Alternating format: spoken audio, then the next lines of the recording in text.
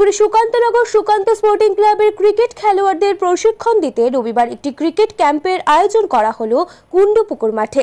Sukantanagar sporting club বিগত 3 বছর ধরে ক্যাম্প করে ছেলেমেয়েদের এই ধরনের প্রশিক্ষণ দেয়। এই বছরও তার অন্যথা হয়নি। এবছর Australian coach Siddharth Banerjee cricket সম্পর্কে ছেলেমেয়েদের বিভিন্ন রকম টিপস দেন। কোচ সিদ্ধার্থ ব্যানার্জি জানান, ম্যাচ অনুযায়ী কিভাবে খেলোয়াড়রা খেলবে তার সঠিক আইডিয়া তিনি খেলোয়াড়দের দিয়েছেন।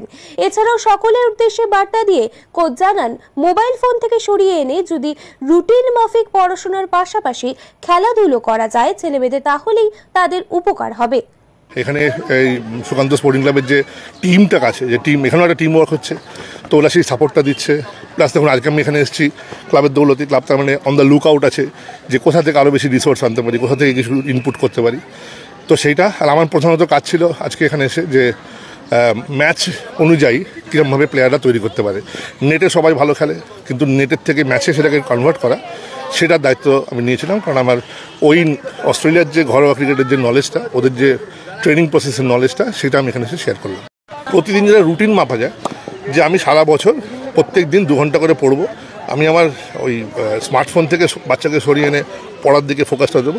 ওইখানে 2 ঘন্টা, খেলায় 2 ঘন্টা, 4 ঘন্টা, এই দুটো যদি প্যারালালি চলে তাহলে শ্রীনাথ ইঞ্জিনিয়ার ছিল, অনিল কুম্বলে ইঞ্জিনিয়ার, তারা তো ইঞ্জিনিয়ার হয়ে টেস্ট ক্রিকেট পেয়েছে, 600 উইকেট পেয়েছে অনিল কুম্বলে।